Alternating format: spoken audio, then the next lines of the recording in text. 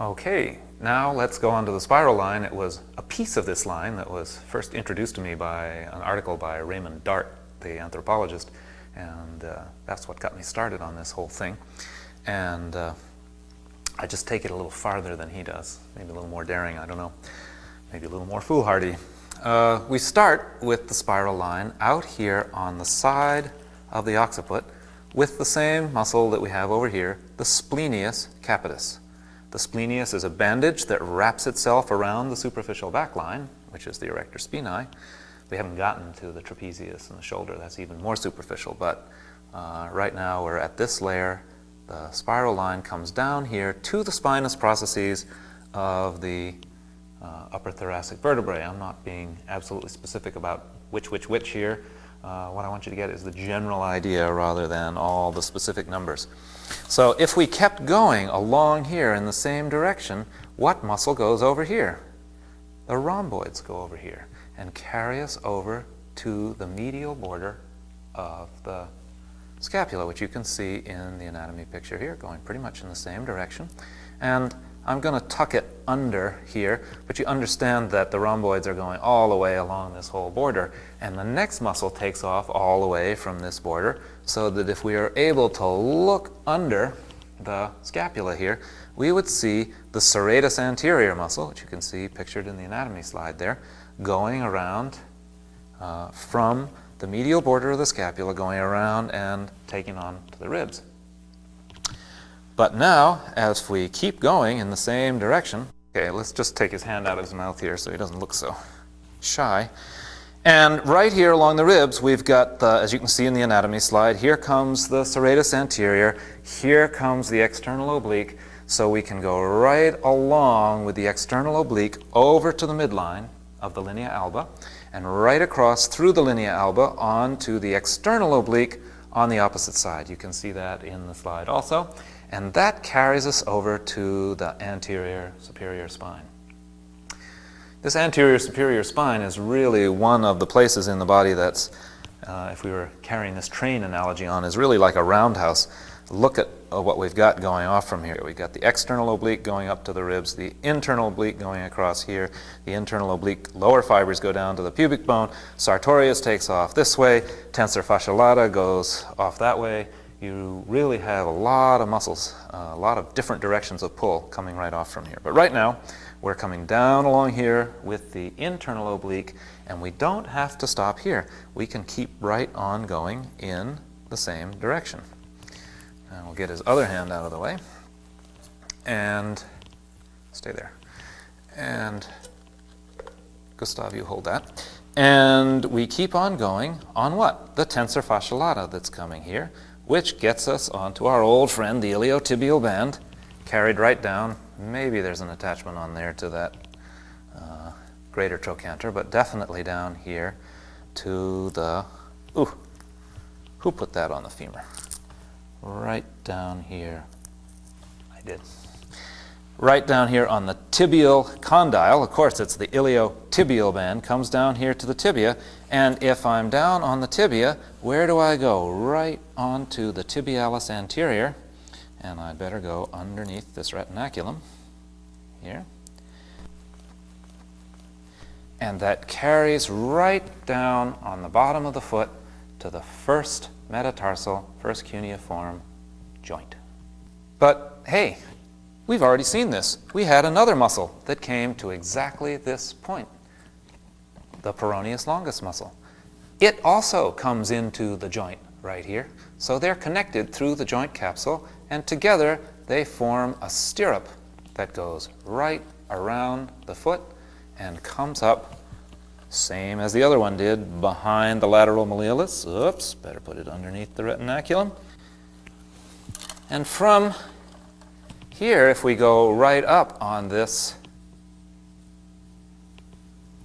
spiral line, we get to the fibular head. With the fibular head, if we keep going in the same direction, we're going to be right on the biceps femoris, which carries us, up to the ischial tuberosity on the lateral hamstring, same as we are before, and we can just keep right on going on the superficial back line all the way up the body, up under here to where these erector spinae. And so what you have is a line that connects this side of the head, the left shoulder, the right hip, the right arch, right up back here to the same side of the head. Now if you look at this aspect of the line here, the rhomboids and the serratus together hold this medial border of the scapula. So you could say that the medial border of the scapula is suspended in the rhomboserratus muscle. So if the rhomboids are tight, it's going to pull the scapula up and in. If the serratus is tight, it's extra tight, it's going to pull the scapula down and out. So if you can watch scapular position and see not only that you need to work with these two muscles, but that you're working with something along the whole spiral line. So if you look at this incredible connection along here, I want to make two clinical points about this. If you watch me now, I am going to shorten what I call the right spiral line because it starts from the right side of the head and ends on the right side of the head, but remember it's involving the left shoulder. So if I tighten the upper portion of the line that goes from my head down to this hip, right, down, around, behind me, and over here, watch. Okay? That's shortening the right spiral line. The left shoulder falls off the body, the right side of the head comes down so that the head is moved off to the left of the midline, and the whole spiral shortens. I could do it on the other side.